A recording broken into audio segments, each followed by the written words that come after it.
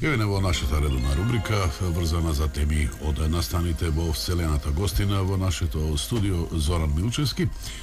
Отворени телефони, како што реков на самиот почеток, 5511-793, ајде побавно вели некој, 5511-793, а можете да испраќате и СМС пораки на 070-145-921.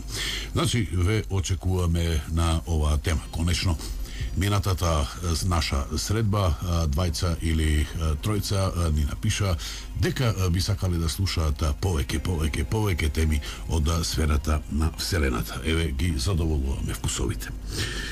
Дали реков или не реков, Зоран Милчевски гостин во нашето студио, доаѓа од Скопското астрономско друштво, го поздравуваме, еве и нему еден топол поздрав во оваа студена, неверојатно студена вечер. Добро вечер. Сега, вако од почетокот на овој месец, па се до неговата половина, некаде до 15 јануари, на небото ќе имаме вистинско светлечко шоу. Станува збор за метеорски јата кои што паѓаат, така наречени квадрантиди. Неверојатно се убави ако може да се видат, само ако ве послужи и среќата да имате ведро небо. Можете да ги гледате и од Македонија, а видливи се и од други простори. Уште еден куриозитет, токму на 3 јануари нашата планета Земја беше најблиску до Сонцето, а колку што се сеќавам, ние се замрзнавме овде. Да, тачно. Мислам, ќе почнем со тоа околу Земјата, што е најблиску до Сонцето. Значи, таа појава се нарекува Перихил. Потекнува од грчкиот збор нели Хелиос, кој што значи Сонце. И токму на 3 јануар, значи Земјата се наоѓа најблиску до Сонцето и незината близина тогаш изнесува некаде околу 147,2 милиони километри. Еве го кај. Да, и мисламе се астрономски сончевите зраци, мислам иако сега нели ги нема. Во тој период стигнуваат најблиску до Земјата, стигнуваат најбрзо до Земјата и тоа за 8 минути и 17 секунди. Иначе Земјата е недалеку токму во нетоплиот месец во годината, значи во јули месец, некаде околу 3 јули, таа појава се нарекува Афел и Земјата тогаш во однос на Сонцето е оддалечена околу 152 милиони километри, нешто повеќе од 152 милиони километри, и тогаш светлосните зраци од Сонцето доаѓаат за 8 минути и 27 секунди. Иначе средната вредност, значи на Земјата. Чекайте, во јули доаѓаат сончевите зраци, паѓаат на Земјата за 8 минути и 27 секунди. Што се случува зимно време? Дали има разлика? Не, нема. Или ќе нагласувате дека во јули? Нема разлика. Ова се чисто, нема никаква разлика. И таа близина, мислам, ама баш ништо не значи, меѓутоа тоа се астрономски појави кои што мислам би требало да вреди да се знае, затоа што она што сакав да го кажам, кога се мери, пример, некоја раздалечина, да речеме од Сонцето према било која планета, се мери во астрономски единици. Сега средната вредност помеѓу тие две разделини, значи помеѓу Афелот и Перихилот, изнесува 149,6 милиони километри, и таа е вредност на една астрономска единица. Значи, ако некој пат, да речеме, прочитате пример Јупитер оддалечен толку и толку астрономски единици од Сонцето, значи тие астрономски единици се множат по 149,6 милиони километри. Тоа е една астрономска појава која што се случува за секоја година. Што се однесува до квадратидите, тие оваа година тие ни се уште траат, се некаде до 15 јануар отплика тие траат. Меѓутоа нивниот пик беше на 3 јануар, меѓутоа за жал во тоа време. Појасниме што е тоа пик.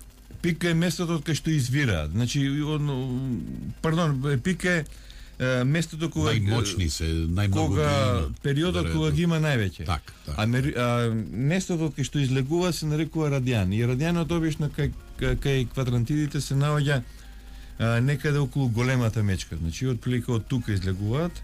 И оваа година броја некаде околу преку 150 метеори на час. Мислам, Скопското астрономско друштво немаше таа можност поради временски услови да ги наблюдува. Меѓутоа просекот е тој.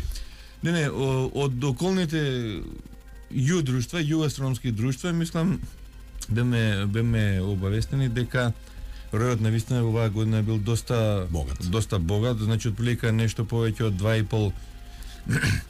2,5 метеора на минута, што навистина сега представува така еден побогат рој. Иначе нивниот просек изнесува некаде околу 1 на минута, значи 1 метеор на минута. Не се опасни, нели? Не се опасни, они обично видите, тоа се остатоци парчиња од комети и сега се наоѓаат од одреден простор во вселената, нели? И сега земјата идејќи на својот пат околу сонцето, тоа налетува на нив. И тоа се мали камчиња, не нешто од прилика као зрно од орис. А добро, носат ли тие мали камчиња како зрно од орис, носат ли во себе некоја информација, некоја корисна информација што ќе унапреди астрономијата? Носат, меѓутоа за жал. Дали некој ги привира тие мали камчиња? Не, тие сите овие мали камчиња, ги истражува, ги анализира. Сите овие камчиња, нели, трејќи се во атмосферата, они согоруваат некаде од 80 до 120 километри во овој. Го прават тој, да, целосно. Затоа што они, да речеме, они влегуваат минималната нивна брзина на влегување и изнесува 11 км во секунда, а доека леонидите, мислам, дека влегуваат и со брзина од 78 км во секунда. Значи, они буквално чим влезат, чим најдат на тој, на малце погус слој од атмосферата, они од тоа триењето што се создава при атмосферата, они согоруваат веднаш, буквално. Така да, тоа согорување не е опасно, пошто реков се паѓа некаде, се врши некаде од 80 до 120 километри од нас. Меѓутоа се случува поголеми парчиња да паднат меѓутоа многу тешко е да се најдат. Иначе тие парчиња што се паднат се нарекуваат метеорити, а доека оние парчиња кои што нели ќе паднат со некој, ќе бидат проследени со некој звучен ефект, се нарекуваат болиди. Меѓутоа такви парчиња сигурно според некој си просек паѓаат, да речеме во Македонија може 1 до 2 во годината без да биде забележено. Мислам, ја не сум сретнал дека некој така рекол дека нашол некој такво парче или слично. Иако во светот нели си постои берза за тоа, за овакви парчиња паднати од небо. Значи, тоа е за квантратидите. Да. Ето така, малку се загреавме, се враќаме на доброто расположение, на музиката, да се малце загрееме, да се нишаме. Па потоа повторно од студиото ќе побарам од господинот Зоран Милчевски да направиме еден осврт на најголемите настани во областа на астрономијата во изминатата 2008 година. Може, Зоране? Може. Предпоследната е доказ дека никогаш не останува борчлија.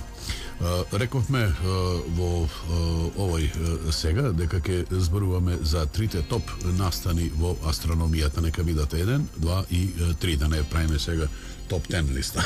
Да. Кои би биле тие три најнастани? Да, гледано од научна гледна точка во астрономијата, тоа примерно 3-4 настана кои што посебно така би ги издвоил во однос на останатите, нели? И тоа, не идам по некој редослед, мислам само така ќе ги кажеме.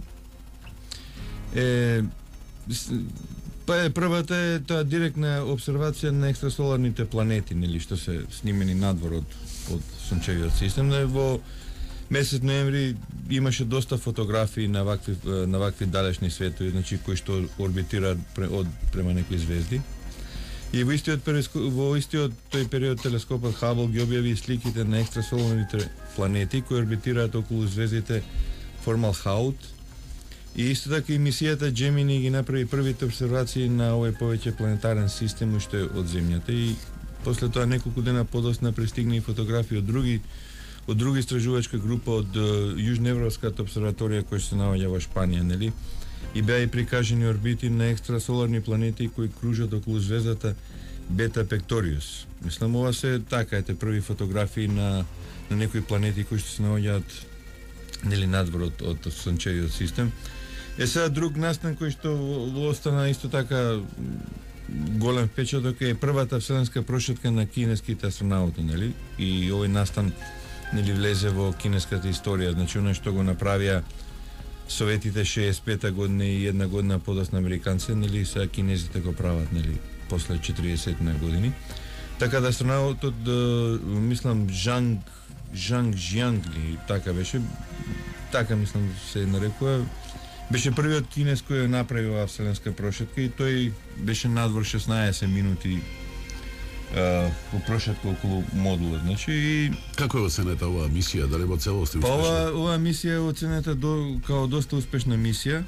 Оценета е као доста успешна нели мисија и он за разлика да речеме од Алексеј Леонов не беше со на папашна врска, него он си излезе слободно нели со она вселенска фотелја со која што можеше да орбитира нели околу самиот модул. Исто така излезе и неговиот втор колега, мислам Лио Бейменкли, така некако се нарекува, нели има чудни имиња.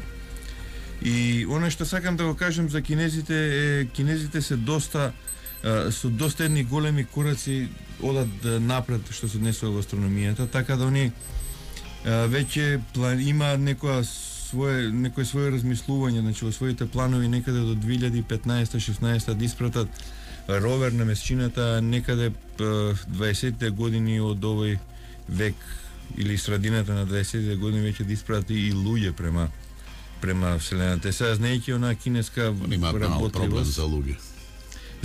За луѓе? Не, немаат проблем, мислам, проблем кај нив е се уште од техничка природа, мислам, она голем дел од нивните летала се уште се некоја копија на Советскиот сојуз, мислам и американците во неколку наврати така иронично објавија во нивните весници дека еве кинезиве полетаа во вселената со Советскиот сојуз. Мислам, иако тоа е на некој начин вистина, меѓутоа кинезите нели како и во секоја област такако страшно грабаат напред. Исто така настан кој што би го обележа прошлата година и сондата Феникс на Марс, нели? Таа сонда помина 5 месеци во истражување на околу планетата Марс, иако незиното она беше планирана 3 месеци да помине. Во период во кој оваа мисија оперираше во планета Марс, тој откри постоење на вода на планета, нели ја проучуваше атмосферата на Марс и откри химикалија на Марс наречена перхлорат, во кој би можела да биде основа за постоење на некаков си живот на планетата, значи. И меѓутоа поради нели неповолни временски услови, односно зимата кај што се најде на планетата Марс, оваа сондата престана да добива сончева енергија, така да низините батерии нема од каде да се прехранат и со тоа нели и дојде до губење на снагата нели на ова. Тоа се така три настани кои што меѓутоа на прво место секако оваа година според сите анкети се наоѓа нели оној големиот хадронски забрзувач што се наоѓа на границата помеѓу Швајцарија и Франција. Кој се уште не е реактивиран. Да, се уште не е реактивиран, се очекува таму на летото. И се